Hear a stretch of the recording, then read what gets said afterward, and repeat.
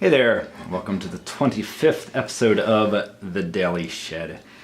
Today I'm going to be talking, this will be a level 1 lesson, talking about transitions and making transitions smooth between chords. And this is both for those who are still sort of working on speed of changes between chords, or anyone else really.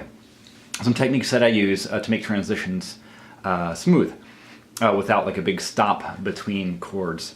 And a big key to that is basically finding notes that are in common between chords and letting those ring out while you're making the change. So say we're going between A major and E major. Playing those two chords, you can look at the notes that they have in common. One of them is the high E string. It's in the A, it's in the E. So if you're finger picking,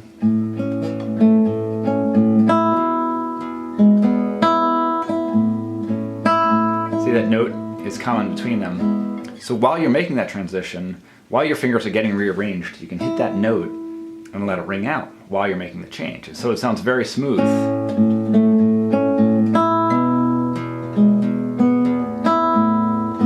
Even if your fingers need a second to get rearranged to continue.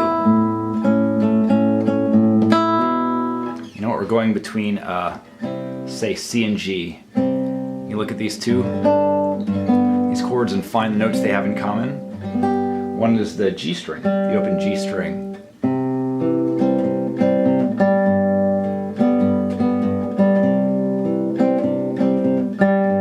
Same concepts.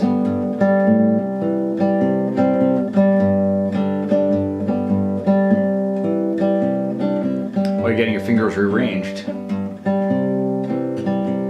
keep that. Just have that open string going. And even if it's not an open string, this works, say going between a G and C and D.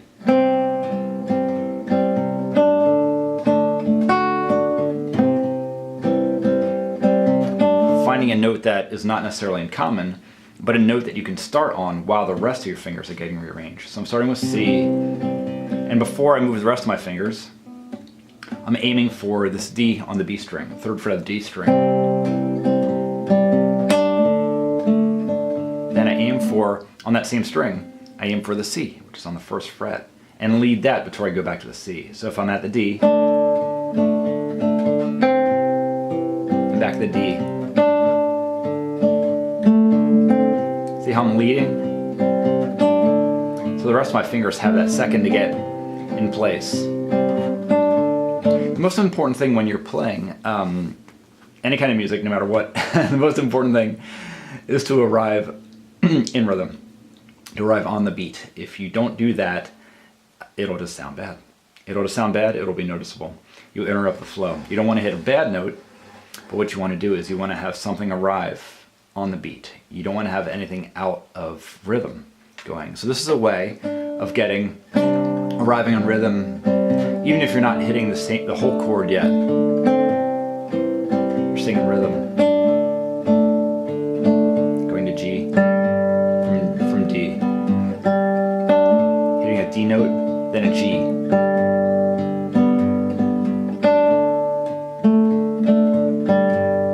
And if you're playing pick style and strumming, this is also relevant. You just kind of figure out the notes you can get to and aim for those while the rest of your fingers are getting in place. So say you're doing a D to a G. Aim for the top strings. So in D, you've got these notes here, and you've got your G on the G string. So aim for that top on your 1st strum. While the rest of your, while your middle finger's getting down here to the root, the rest of your fingers are falling in line.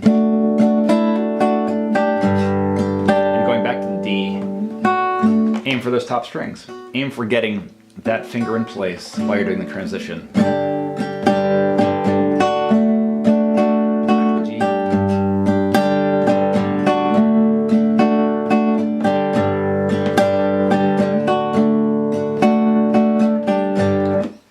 You're basically anticipating the arrival of the root by hitting that chord tone that's either in common or is one of the notes of the chord, getting ready for it. It enables you to transition without having to wait for all your fingers to be completely in place before you're arriving on the route.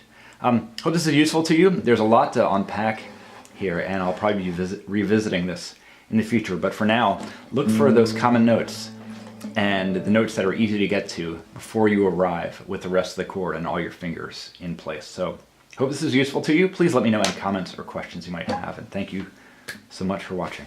All right.